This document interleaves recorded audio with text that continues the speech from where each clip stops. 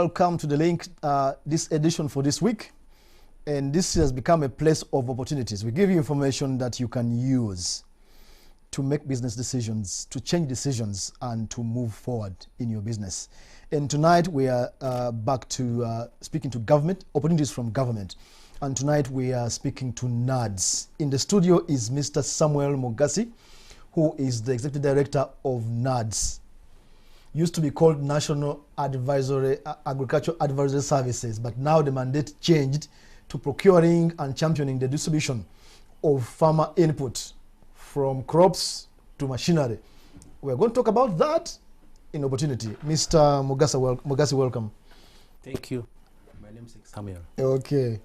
What sort of supply opportunities does NAADS have? And here we are speaking especially about the private sector. They are listening now and wondering, what are the opportunities? Thank you and good evening, viewers. We have quite a number of supply opportunities in NAADS. And NAADS being an agriculture organization, the supply opportunities are mainly related to the agricultural value chains. I will start with the production side. We do have opportunities in the business to do with seeds and seedlings. But these are highly specialized areas that I would like to inform the viewers that, for example, seed, production and marketing of seed is done by certified seed companies. So for you to be able to do business with us, to supply seed to us, you must be a registered seed supplier. In which case you go through a range of approvals by the Ministry of Agriculture so that you are registered as a seed supplier. Because seed being what it is, you are dealing with seed. Seed is a living thing, and therefore you must have the required competencies to produce seed. Dealing in seed is different from dealing in grain, the grain that is traded in Chikubo and all other markets. So you need to have the training, and you need to have the technology and the infrastructure to produce seed. So that's number one on seed and what it requires. Secondly, still in the area of production, we have opportunities in the areas of seedlings. Seedlings, for example, for mangoes, seedlings for oranges, seedlings for tea, seedlings for cashew nuts. And you can obtain more information from us at our offices on Plot 5, Chadondo Road. Now, these areas of seedlings are less highly specialized as compared to the seed production, seed for maize and beans, for example. But again, you need to have the training, you need to have the knowledge on how to produce these seedlings, because raising a seedlings is a scientific process, and you need to be trained. For example, you must have a mother garden. For you to raise tea seedlings, you need to have a mother garden where you obtain what we call the scions. And then you do what we call grafting or budding for you to produce a seedling, raise it up to a stage where it is ready for transplanting. So again, that's an area that is there as an opportunity for the private sector. Then besides the production side, planting materials, we also have the livestock side. The animals. The animals. On the livestock side, of course, we support farmers with mainly dairy heifers. We support farmers with poultry, that is either broilers or layers, and also and piglets. So farmers out there who have the capacity, or who have these good breeds of dairy heifers, who have good breeds of pigs, who are able to raise poultry, chicks, day-old chicks, we have business opportunities in those areas. And again, information is available. If you come to our offices or if you visit our website, you should be able to get this information. So that is as far as the production side is concerned. But we also have opportunities on the upper end of the value chain, Okay. especially if you talk of value addition. Now, in terms of value addition, the business opportunities available with us include, for example, supply of milk coolers. We have also processing equipment. For example, we have recently established a medium-scale processing plant in Yumbe. Okay. So if you have capacity to supply and install processing equipment, that's an area that is possible. That's a business opportunity. Then we also have maize mills. We have feed mills. So those are areas that the private sector can pick interest in and be able to supply us and make some money.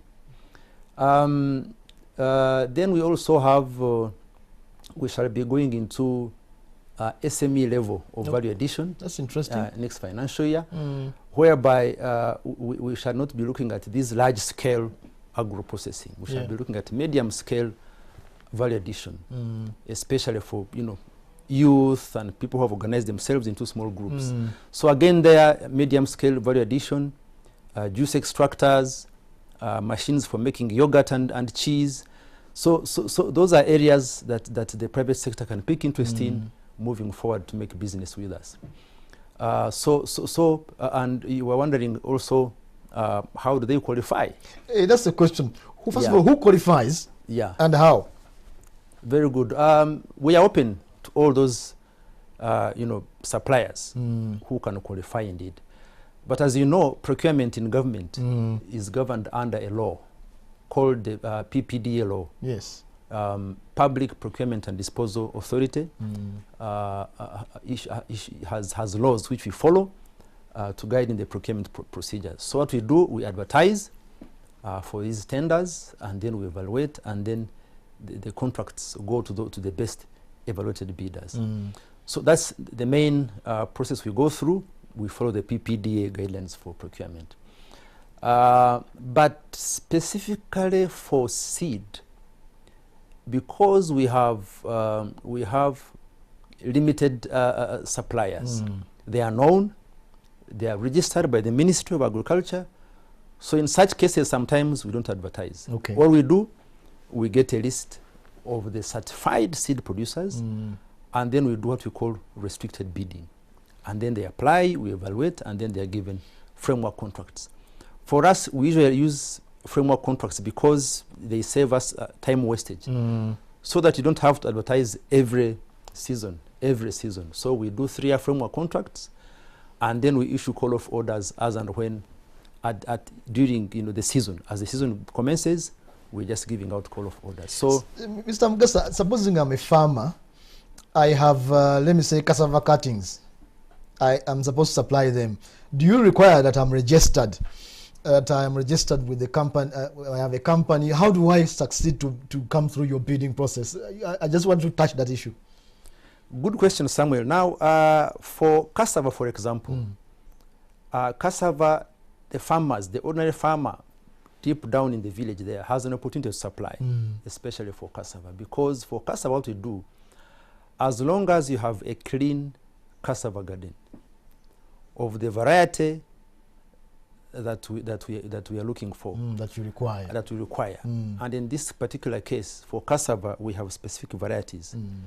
There's a variety called Narocas 1, and there's another one called Nase 14. Those are the main cassava varieties we procure and supply to farmers. So as long as you have any of those 2 varieties, and they are disease free, they are clean, then wherever you are as a farmer, you have an opportunity to supply. Reason being that these days we have localized the supply. We wouldn't want to transport cassava cuttings from Buikwe to Soroti. Doesn't make sense. Doesn't make sense. So what we do is that through the Ministry of Agriculture, through the Department of Seed Certification, these farmers are visited, their gardens are inspected, and once your garden is certified to be clean with the right variety, then we contract those farmers.